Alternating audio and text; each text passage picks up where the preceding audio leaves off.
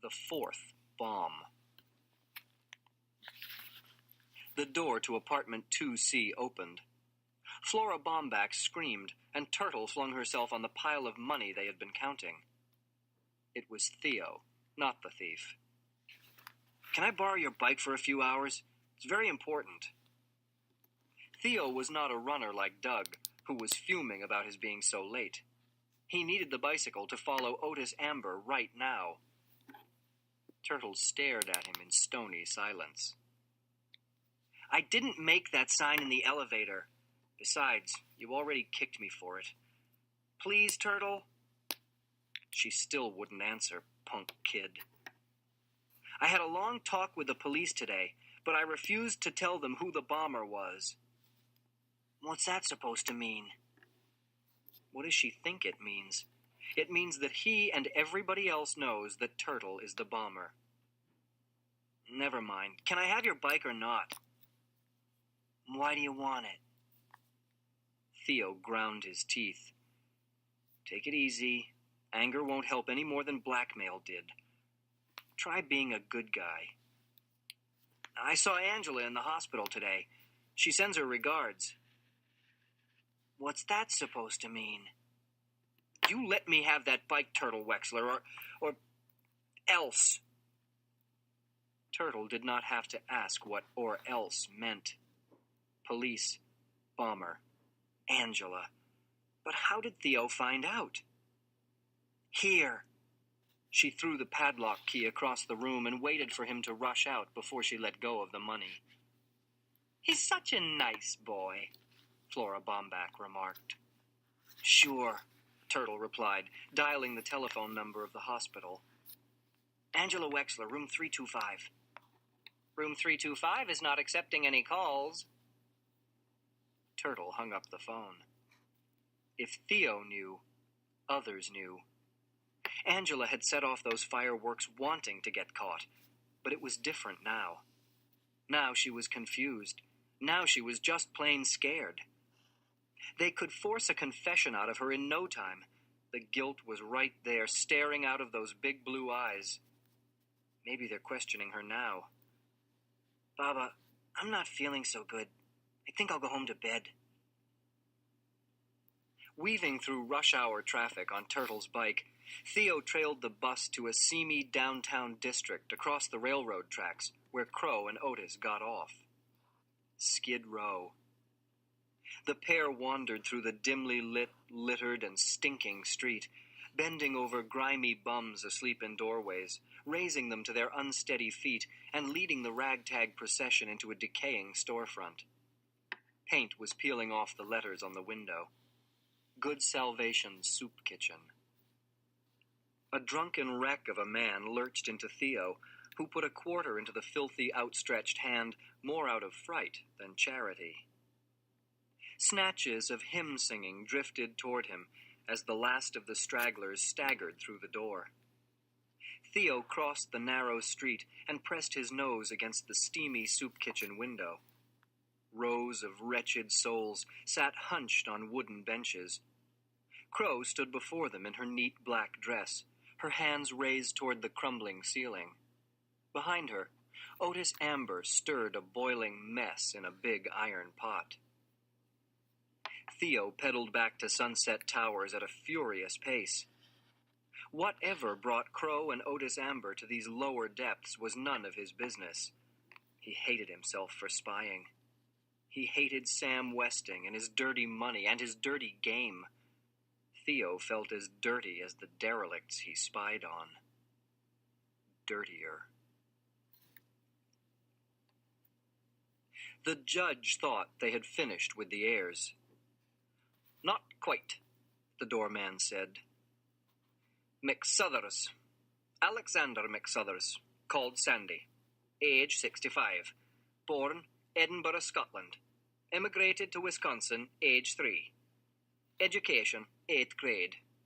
Jobs, mill worker, union organizer, prize fighter, doorman. Married, 6 children, 2 grandchildren. Westing connection. Worked in Westing paper plant 20 years. Fired by Sam Westing himself for trying to organize the workers. No pension. Sandy turned to a blank page, pushed his taped glasses up the broken bridge of his nose, and looked at the judge. Name? It had not seemed sporting to investigate one's own partner, but McSuthers was right. This was a Westing game. Of course, she had kept some facts from him about the other heirs, but only because she did not trust his blabbering. Josie Joe Ford, with a hyphen between Josie and Joe. Age? 42. Education, Columbia. Law degree, Harvard. The judge waited for the doorman to enter the information in his slow, cramped lettering. He had to be meticulous in order to prove he was better than his 8th grade education. It's a pity he had not gone further. He was quite a clever man. Jobs? Assistant District Attorney. Judge, Family Court, State Supreme Court, Appellate Division. Appellate has 2 P's and 2 L's. Never married, no children. Westing connection? The judge paused, then spoke so rapidly Sandy had to stop taking notes. My mother was a servant in the Westing household. My father worked for the railroad and was the gardener on his days off. You mean you lived in the Westing house? Sandy asked with obvious surprise. You knew the Westings? I barely saw Mrs. Westing. Violet was a few years younger than I, doll-like and delicate. She was not allowed to play with other children, especially the skinny, long-legged black daughter of the servants. Gee, you must have been lonely, Judge, having nobody to play with. I played with Sam Westing. Chess. Hour after hour I sat staring down at that chessboard. He lectured me, he insulted me, and he won every game. The judge thought of their last game. She had been so excited about taking his queen, only to have the master checkmate her in the next move. Sam Westing had deliberately sacrificed his queen, and she had fallen for it. Stupid child. You can't have a brain in that frizzy head to make a move like that. Those were the last words he ever said to her. The judge continued.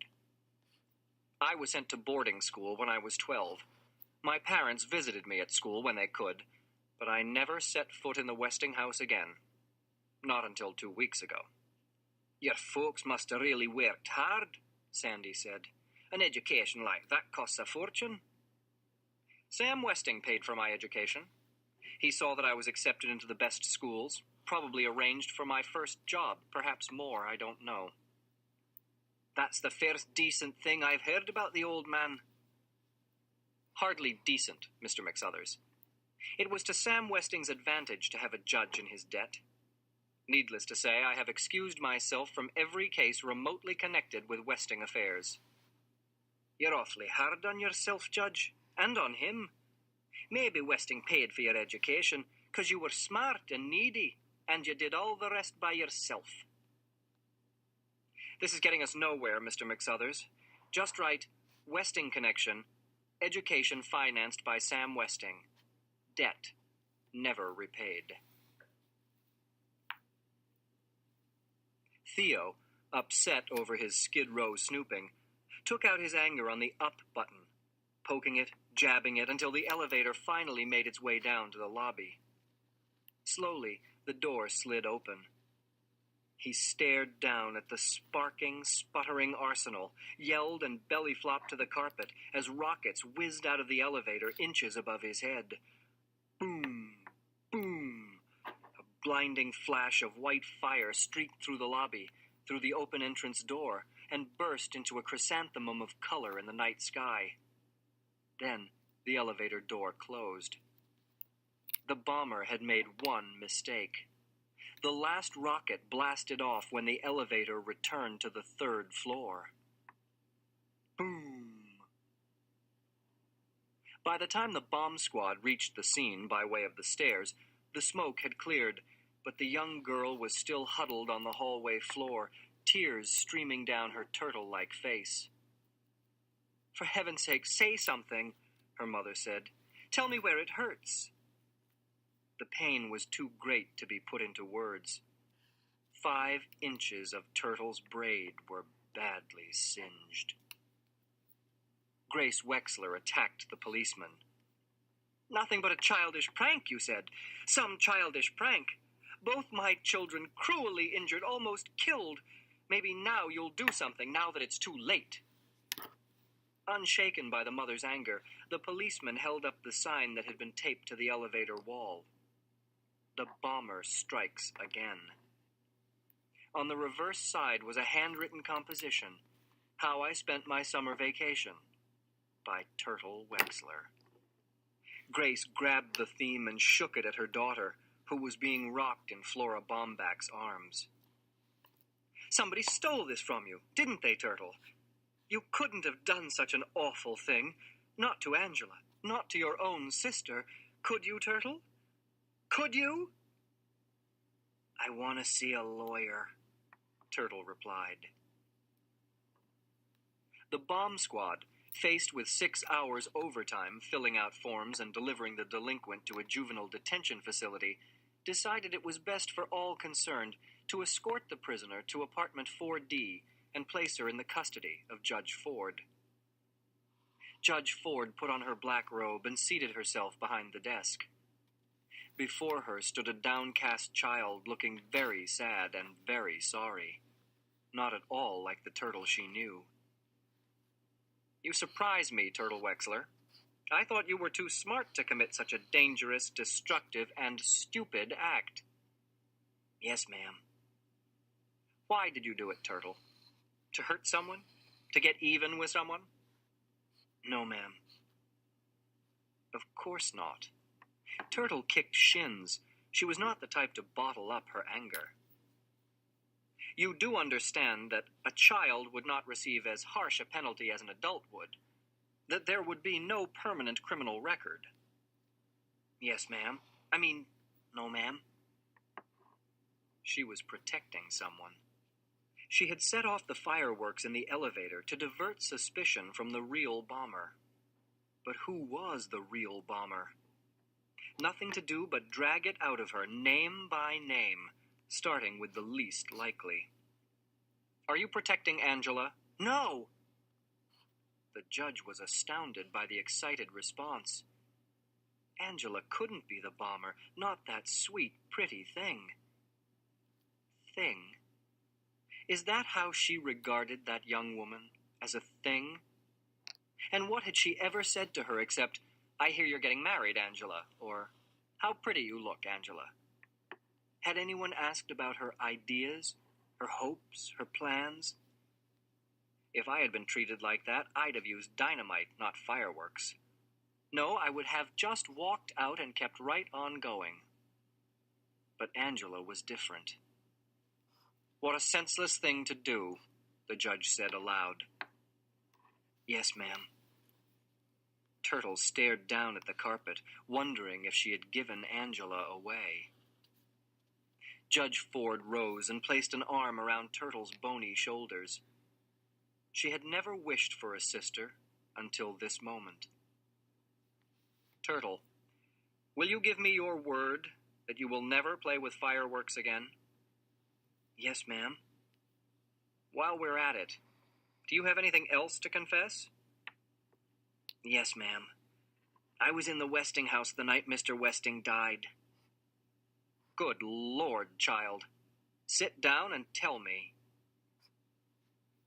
Turtle began with the Purple Waves story, went on to the whisperings, the bedded-down corpse, the dropped peanut butter and jelly sandwiches, and her mother's cross, and ended with the $24 she had won. Did either you or Doug Who call the police? No, ma'am, we were too scared. We just ran. Is that a crime? The judge said it was a criminal offense to conceal a murder. But Mr. Westing didn't look murdered, Turtle argued. He looked asleep, like he did in the coffin. He looked like a wax dummy. A wax dummy? Now Turtle was the one surprised by the excited response. The judge thinks it might have been a real wax dummy, not a corpse at all. Then what happened to Sam Westing? The judge regained her composure. Not reporting a dead body is a violation of the health code, but I wouldn't worry about it. Is there anything else, Turtle? Yes, ma'am, Turtle replied, glancing at the portable bar. Could I have a little bourbon? What? Just a little, on a piece of cotton to put in my cavity. My tooth hurts something awful. Relieved at not having a juvenile alcoholic on her hands, Judge Ford prepared the home remedy. Is that better? Good. You may go home now. Home meant going to Baba. Baba loved her no matter what, and Turtle didn't care if the others thought she was the bomber. Except Sandy. He was walking toward her right now, walking his bouncy walk, but not smiling. Sandy is disappointed in her. He thinks she hurt her own sister. He doesn't want to be friends anymore. How's my girl? Sandy said, cupping his hand under her chin and lifting her head. Phew! Hitting the bottle again? It's just bourbon on cotton for my toothache. Sheh, I've heard that one before. Honest, Sandy? Turtle was pointing inside her wide-open mouth. The doorman peered in. Wow, that's some cavity. It looks like the Grand Canyon. Tomorrow morning, you're going to see my dentist. No back talk. He's very gentle. You won't feel a thing. Promise you'll go? Turtle nodded. Sandy smiled. Good. Then down to business. My wife's having a birthday tomorrow. I thought one of your gorgeous striped candles would make a swell present.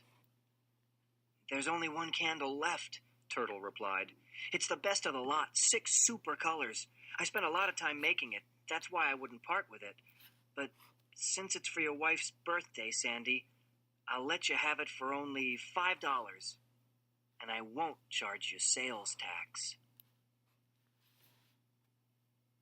Try not to stick your fanny out so far, Angela said from her chair. Now that Sidel Pulaski depended on crutches, she lurched clumsily, hobbled by old habits. Just keep reading those clues. The secretary straightened, shoulders back, stomach in, until her next step. With their telephone switched off and contagious disease added to the no visitors sign, the bomb victims had privacy at last. Sidel had twice read the entire will aloud. Now Angela, her hands unbandaged, was reshuffling the collected clues. Grains, spacious, grace, good, hood, with beautiful majesties, from thy purple waves, on, no, mountain. Again, Sidel ordered. Change them around and read either the word on or the word no. Both together are confusing. Good, spacious, grains, with, grace, on, thy, purple, mountain, hood, waves, from, majesties, beautiful. Shh! Someone was at the door. Angela picked up the note that was slipped underneath. My darling Angela, I guess the sign on the door means I should stay away too. I understand. We both need time to think things over. I'll wait. I love you. Denton. What does it say? What does it say? Sidel pressed, but Angela read only the postscript aloud. P.S. You have another admirer. Chris wants to give you and Ms. Pulaski one of our clues. Flora Bomback has seen it too. The word is plane. Like an airplane? Sidel asked. No, plain, like ordinary, like the wide-open plains. Plains, grains. Quick, Angela, read the clues again. Good, hood, from spacious plain, grains on with beautiful waves, grace thy purple mountain majesties. That's it, Angela! We got it! We got it! Sidel could barely control her excitement. The will said, "Sing in praise of this generous land." The will said, "May God thy gold refine." America, Angela, America. Purple Mountain Majesties, Angela? Whoopee! Fortunately, Sidel Pulaski was close to the bed when she threw her crutches in the air.